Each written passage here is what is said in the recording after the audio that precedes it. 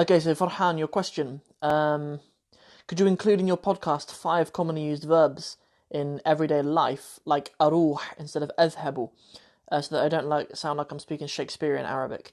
1 minute. That would be great for revision. That's not really what I do. I don't do Amiyya. And I don't think you sound like I don't think it's Shakespearean Arabic. For you to say adhabu is just Arabic. Do you know what I mean? It's just a dilution of that when you use ana bruh instead of ana adhabu. I'm not really in the game of helping people with that. So my podcast isn't really for you if that's if that's what you're interested in, because I focus on standard Arabic really. So I had a really interesting one today. Sorry I haven't managed to respond to this one yet. I had a question today. Assalamu alaikum, mashallah, it's good to see you putting out videos, etc., to help us all. I have a big dilemma. I'm doing your Arabic in 60 Steps program, however, I can't keep up with it. I do watch your videos as often as I can, but I don't know where to keep track as you're everywhere. I feel overwhelmed that I'm missing vital information and concerned that I haven't looked at my Arabic in 60 Steps since January. I don't know what to do. Okay, well, that's fine. I mean, I've never heard someone feel like it's a distraction or a bad thing. I've been working so hard to put out videos every single day and turn up every single day and post on Instagram every single day and do a podcast every week and stuff. But the main thing is the core of your study needs to be the program. Do you know what I mean? The thing that you've spent some money on, that needs to be the core of any of your study. Before you look at any of my YouTube videos or listen to my podcast at all, you should be first and foremost logging into the 60 Steps program and making the best of that. Before anything else, and then anything else that's on my YouTube channel and stuff, just ignore it. Block it out for now. If you find that it distracts you, that there's so much. I mean, I never include anything on my YouTube channel that is like absolutely essential for the 60 Steps program. Like everything that you need for the 60 Steps program is in the 60 Steps program, right? So you don't need to worry about that, inshallah. Here's a nice question from a brother. This is a brother who's on my program, and he's very, very active, mashallah. So the question is, what is i'rab? What is i'rab?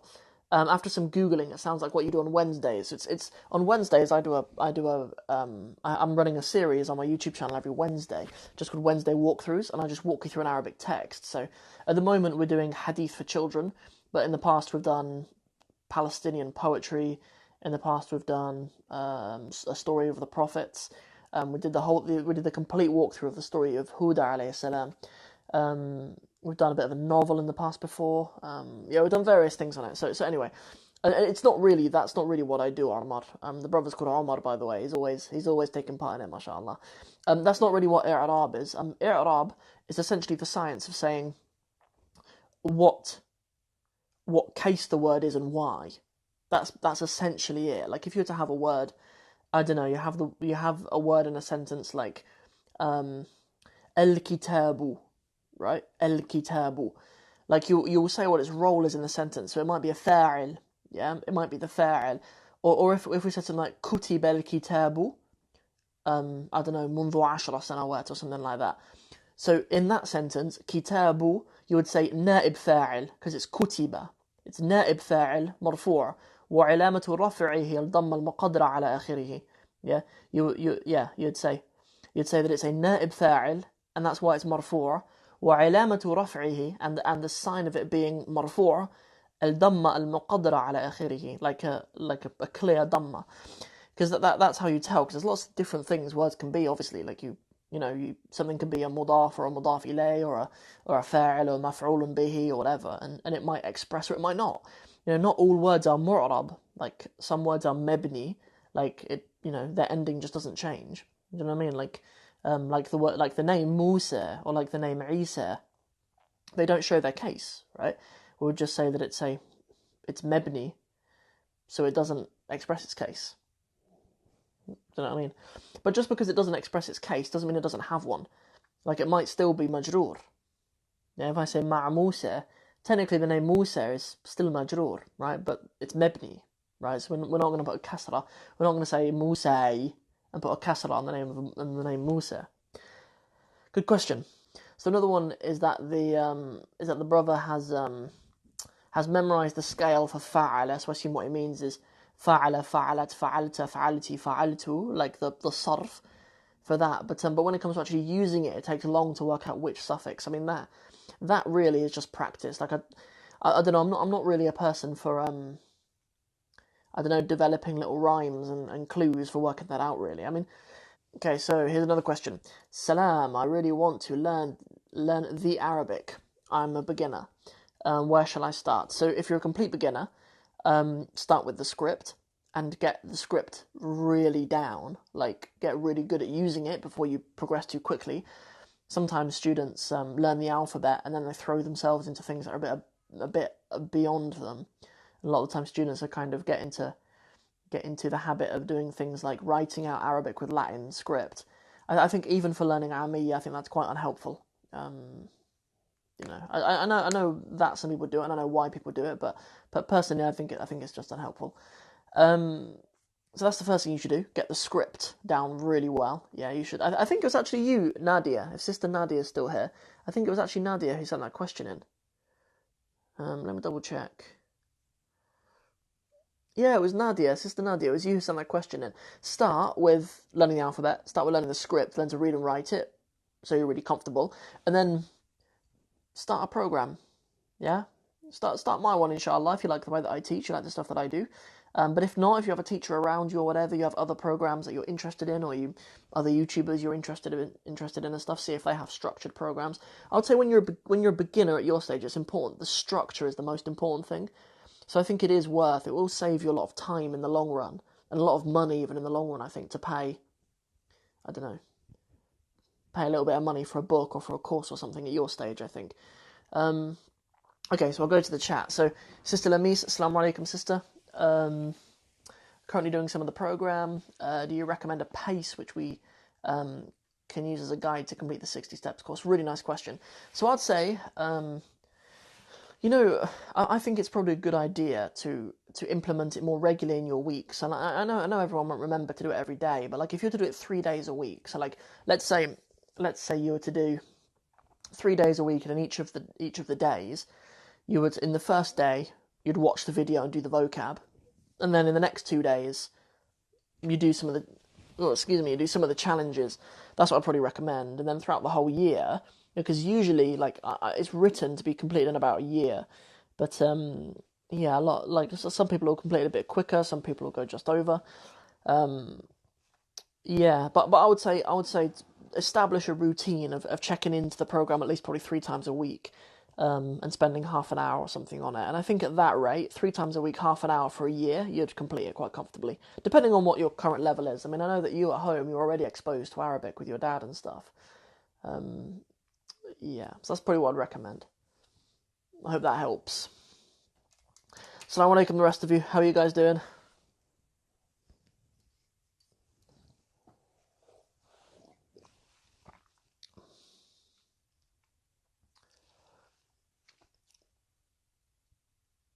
You're very welcome. If you need anything else, you can email me, inshallah. ArabicWithSam@gmail.com. If there's anything in particular. I like you coming on here, though. I like you coming on here and going on YouTube, because then other people get to see the answer to your question, which is really helpful as well. But yeah, I like it more when you come into these live streams, so I can help you. But yeah, but don't ever, like, if you're doing something on the program on a Monday, yeah, don't feel like you have to wait until Wednesday or Sunday again to ask a question. You can email me. Alhamdulillah, I'm very well, thank you. Thank you for asking. Are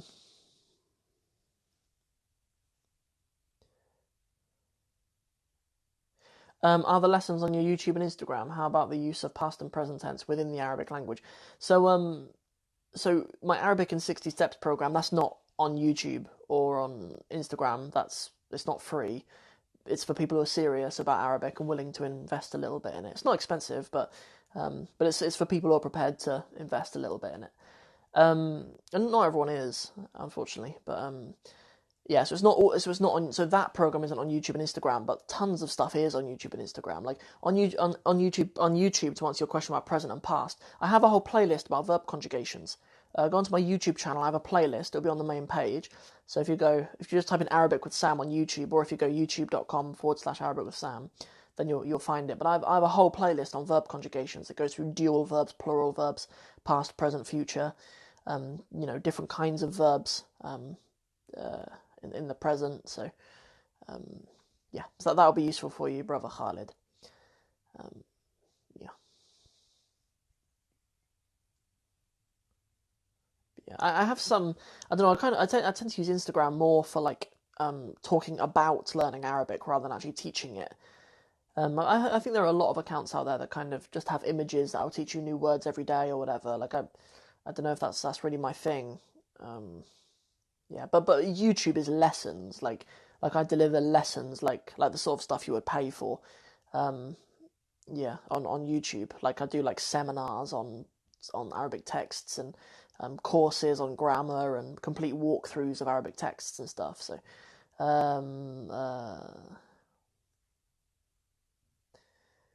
because I know that you're on the program, bro. I know that you are, Ahmed.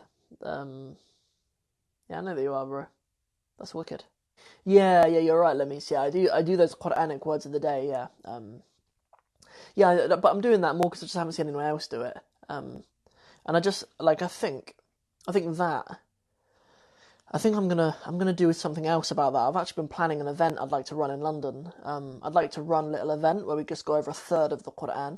Run like a 1 day like Arabic and pizza day, and I'll book a classroom or something for a whole day, and I'll have like 50. I'll sell 50 tickets. What do you guys think of that, by the way? Some of you might not, most of you might not be in London, but just if you think it's a good idea, I'd like to run an event where we go over like 30%, like the vocab for 30% of the Quran, and we'll go over some of the key grammar and stuff as well, walk through some passages of the Quran as well, and we'll just do like a pre-Ramadan pizza and Arabic day. I think that'd be wicked. So I've got something like that in mind that I'd like to do maybe in April. Yeah. Be cool, wouldn't it? It'd be cool. Yeah. And also I've never done like an in-person event for some of you guys, some of the subscribers and stuff to actually come and meet me, and I'd love to meet some of you guys. Yeah, so that's what I've got in mind. I'd only want to invite like 50 people. I think that's about the max really that I can throughout the day. I'd want to spend a little bit of time with each person when we're having pizza or whatever. But we'd plan it so that I'd do like 4 sessions, and in each of the 4 sessions we'd go over, I don't know, 8 words or whatever. And in that day we'd do like a third of the Quranic vocabulary in a day. It'd be Arabic and pizza day. I thought for the guys doing the GCSE Arabic as well, it'd be quite cool to do like a GCSE crash course at some point. I've a lot of people know that I've kind of washed my hands of the GCSE, and I don't speak very positively of it generally. But to help out the students who are doing it anyways and stuff, might be helpful. Assalamu alaikum. I'm a beginner. I want to learn fluent Arabic. Good, mashallah. So I'm not sure what you mean by fluent at the moment, whether it means that you want to read fluently or speak fluently or write fluently. But you should go for all of them. You should try to learn all of them. Can you read and write the script yet? You're comfortable joining together the letters and writing out words in Arabic if you hear them, and reading the Arabic script? Because that's the first thing I think students need to spend enough time on. Yeah, that's a fair point, sister. Like, your dad is kind of right. Like, I think it is good to have something, some accountability, isn't it? I don't know. It depends on you, I suppose, doesn't it? And also, like, I've taught a lot of people before whose parents are native Arabic speakers, and they often want their kids to do the GCSE. Yeah. In theory, it should be an easy GCSE, but it just doesn't work out that way, unfortunately, sometimes. It's not like other languages. Like with other languages, I remember when I was at college, there was like 5 guys who spoke fluent Spanish. Like people who they had a parent who was Spanish or whatever. There was like 5 of them, and they all did GCSE and A-level Spanish, and they just smashed it. Like they got full marks. But in Arabic, it's not really the case. Like if someone at home, their parents speak, like Lebanese Aramiya to them, it does not guarantee them that they'll be able to smash the GCSE. Okay, well, if you can read the Quran, I would say practice producing Arabic a little bit as well. because it takes a while for your hand to get used to writing in the other direction and joining the letters up quickly and stuff. And if you do that and you can write quickly and stuff, it'll make your Arabic learning experience so much easier, I think. When you get confident writing Arabic quickly as well, take the time to get that stuff down. Yeah, that's true, sister. Yeah, that is good to have on your UCAS, I suppose. Um, yeah, I think it is actually. Yeah, it is good for your UCAS and for university. I don't think it's particularly good for real life. Um, yeah, like um, like at the moment, it's a secret. There's something that I'm doing secretly. I haven't revealed it yet to you guys, but I'm building something to teach for teaching Arabic. It's a website that I want to launch soon, and I've been taking on linguists to help me with it, and like if somebody demonstrates to me that they actually have a real world application of Arabic, I'll employ them before I'll ever employ someone with a GCSE in Arabic. Like that's just not compelling to me.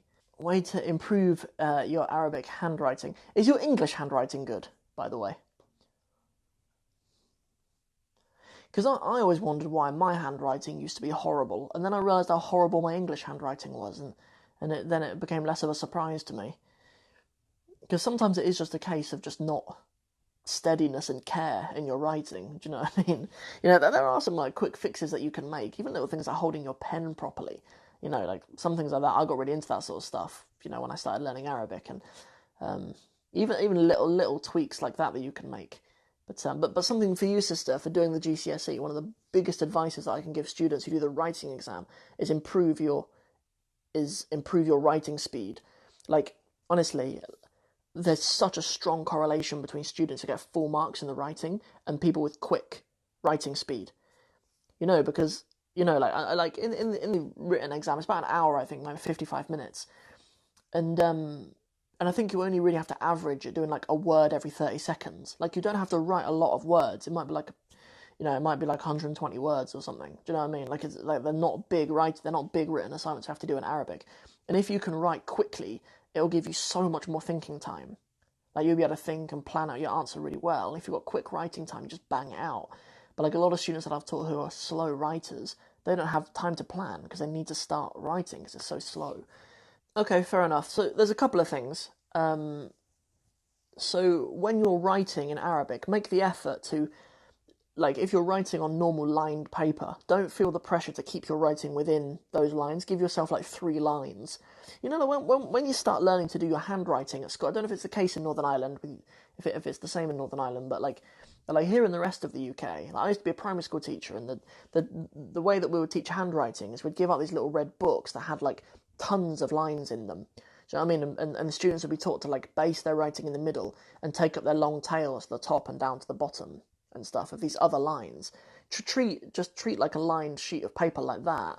When you need to do a yeah that goes under the line, don't like force all of your writing into a small space, because I think it's really hard for students in the beginning when they first start practicing their Arabic handwriting to actually keep it within those lines, and then that makes it all squashed up and loads harder to read.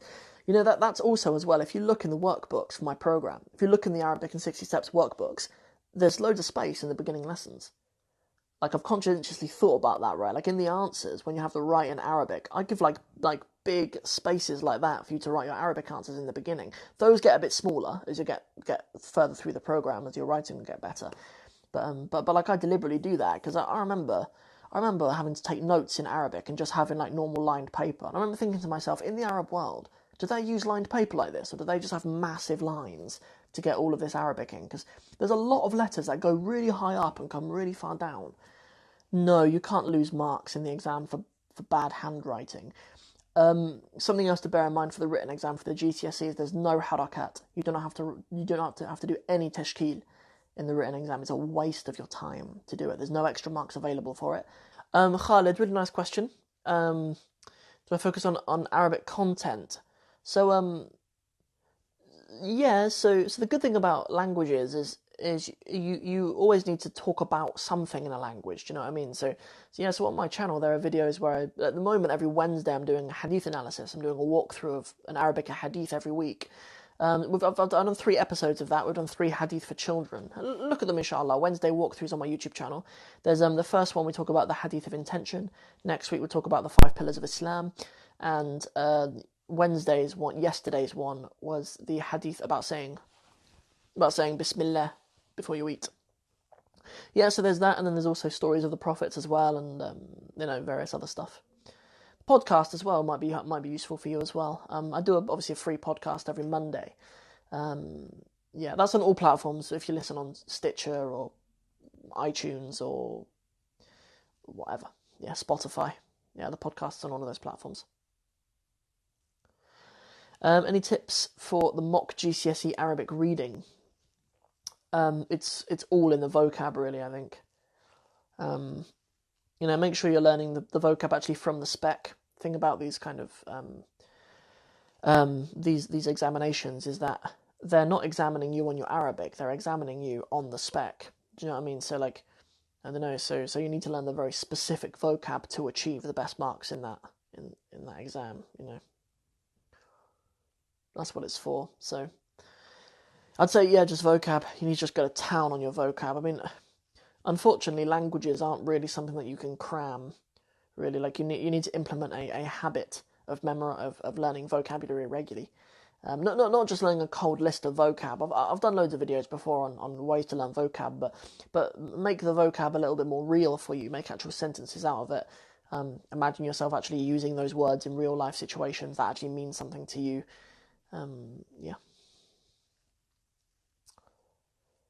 But there's no kind of no sort of last minute advices for the reading. I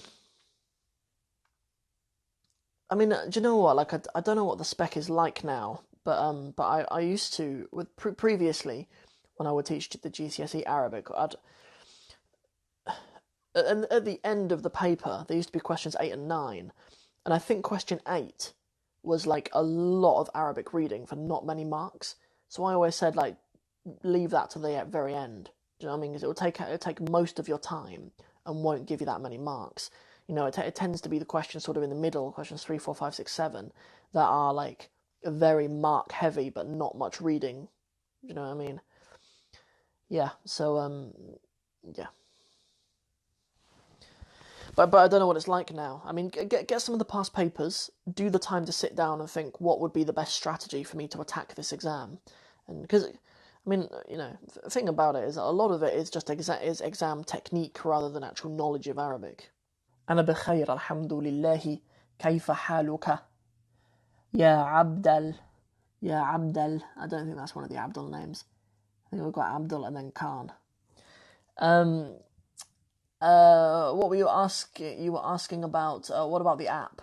Oh, I was asking who's going to come to if I run an event, an Arabic and pizza event in London, who will come? What about the app? Which app? I have 2 apps in mind. One of them is a completely new thing that I've never even mentioned to any of you because it's a top secret at the moment and it will be revealed soon. The other thing is the app for the 60 Steps program. That might be what you're talking about. I don't know if we're going to do an app for that. I am going to make the program a bit more accessible, inshallah, in the next sort of month or 2. I'm going to be improving the workbooks and stuff. Yes, there are 2 things, and in both cases they're coming. Don't you worry. But I was asking what you think about an event in London. If we do like a day of Arabic and pizza. Arabic learning apps. So both of them are Arabic learning apps. One of them is one that I've not announced to you yet, and it is a top secret, and I'll be announcing it soon. It's a completely new app for learning Arabic. I've never seen anything like it in the world, actually, than what I've got planned. But I'll announce more about that soon. And then the other one, the 60 Steps app. I don't know if I'm going to do it. I don't know if it's going to be an app. I'll need to see how it goes. Because all of it costs money and stuff. All of it costs money and a lot of time, And when I sell my program for as little as I can afford to, there's not much money left over for stuff like apps and developing hardcover books and stuff like that. How about coming for iftar someday in Ramadan, inshallah? Are you inviting me, or do you want to come to my house for iftar? You're in Birmingham, nice. You're just up the road. You know, one of my best friends lives in Solihull. Solihull, Solihull.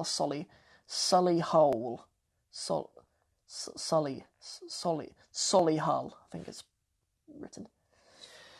But yeah, maybe I'll come through, because I live in Northampton, so I'm only, 40 minutes away from Birmingham, away from Brum. Maybe I'll come through sometime in Ramadan. I'm not sure what I'm doing this Ramadan. What else can I help you guys with? We're just here for a Q&A. I'm just here to answer any of your questions that you have about Arabic. Do you know what? It baffles me that every week there's only 2 or 3 or 4 people here. Do you know what I mean? So many people have complaints about Arabic being hard, or so many people have complaints about, there not being anyone to teach them Arabic or whatever. But every week, for 2 hours a week, at least, I make myself live to the world to ask for help. And 3 people are here at the moment. 3 very special people, but only 3 of you, nonetheless. Just before I go, actually, I suppose I'll mention the publishing schedule. So in 10 minutes, there is grammar time. Tomorrow, this video will be on YouTube. Saturday, I have a little video coming where I do 30% of the Quran in 3 minutes. I go over 30% of the vocab in the Quran in 3 minutes. It's quite a cool little video. Sunday. Alright, guys. Take it easy, inshallah. See you guys soon. Assalamu alaikum.